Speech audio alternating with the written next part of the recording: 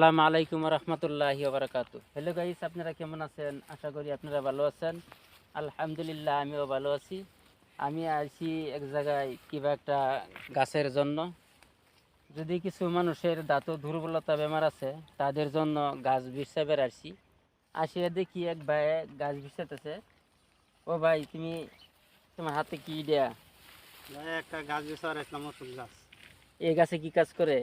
এই গাছ একটা ওষুধ কাজ করে তোমার দাঁতের দুর্বলতা। 100%? 100% গ্যারান্টি। এই গাছ কিভাবে ব্যবহার করতে হয়?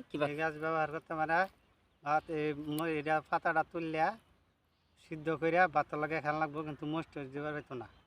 7 দিন খাওয়াবো, 7 দিন পরে কম পাইবো যে 7 দিনের ভিতরে স্বামী স্ত্রী লাগে মিলন অবাদ করবা হইতো না। যদি করে তো এটা ফরমানটা হইতো না। এটা ফরমান হবার লাগে 7 দিন ভিডিও বানানো না যাইয়া ফরমানটা লইয়া পরে যাইব। হ্যালো গাইস, আপনারা তো অবশ্যই দেখতে পারতেছেন গাছটি। আপনারা স্ক্রিনে দেখাই দিচ্ছি আপনারা গাছটি চিনে রাখেন। দেখেন, ওই ভাইয়ে যেগুলি কথা বলছেন, অবশ্যই গাছগাছাড়ার মাধ্যমে বহুত ওষুধের গুণাগুণ পাওয়া যায়। আমরা গাছগাছাড়ার মাধ্যমে চিকিৎসা করে থাকি। যদি আপনাদের দাঁত দুর্বলতা আছে, স্বামী স্ত্রী মিল মহব্বত নাই, কিংবা সংসারে কিংবা অশান্তি শান্তি নাই, ঝগড়া হয়েই থাকে, তখন আপনারা অবশ্যই এই গাছটি ব্যবহার করতে পারেন।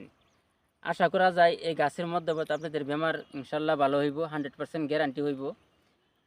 যে ওই ভাই যে নিয়মটি বলছেন, এই নিয়ম হিসাবে আপনারা খাইবেন, অবশ্যই ইনশাল্লাহ আপনাদের কাজে লাগবে।